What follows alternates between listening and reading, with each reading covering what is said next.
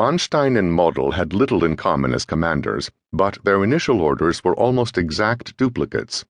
2 strong corps going down the center, covered on each flank by weaker elements. Army Group South was to attack with concentrated force from the line Belgorod-Tomarovka, break through the Soviet defenses, and meet Model somewhere east of Kursk. Nikolai Popel, chief political officer of the opposing 1st Tank Army, later compared the 4th Panzer Army's attack to a knight's move in chess. The metaphor was mistaken. Army Commander Hermann Hoth's plan had nothing in common with the freewheeling spontaneity associated with chessboard knights.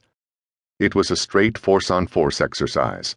Hoth's main attack, toward Oboyan, was assigned a sector only 15 miles across, and his geographic objective, the town of Oboyan, was 30 miles away, a long distance for a narrow front.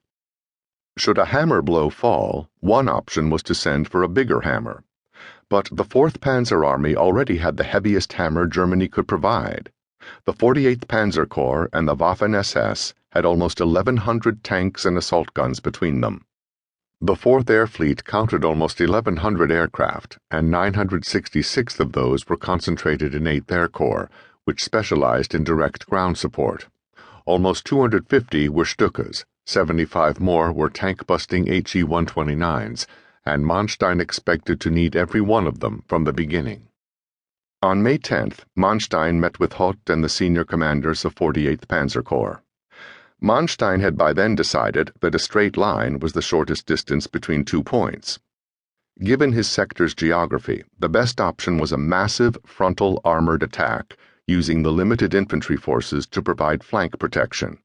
The initial objective was to cross the Sel River, then to capture the road junction town of Oboyan. Kursk would be the next stop. In the course of a freewheeling discussion on how best to make that work, Manstein reinforced that it was going to be not only a hard fight, but a long one. The main battle would begin only once the first defense lines had been penetrated. That alone would require detailed, precise planning based on the combined arms tactics that were the essence of Panzer doctrine. Lead with heavy tanks, use artillery to take out anti-tank positions, expect major Soviet air attacks from the beginning. The next day, Manstein communicated the same urgency to the SS at Corps headquarters. Take nothing for granted. Assume strong defenses continually developed. Prepare thoroughly. This was no time for heroic improvisation. Manstein may have been conveying doubts. He may also have been emphasizing the importance of an early breakthrough. In either case, in the weeks before the attack, he honored the established German principle of delegation, allowing subordinates to plan the details and listening to their specific proposals. The panzer divisions rehearsed down to small unit levels, emphasizing cooperation with the Luftwaffe and the tactics of overcoming anti-tank defenses in depth. And Hermann Hoth cogitated. Hoth was what Germans call ein alter Hase, an old hare.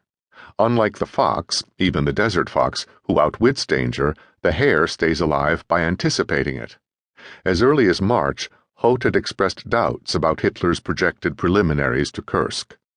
He questioned whether the Panzer Division's losses would or could be replaced.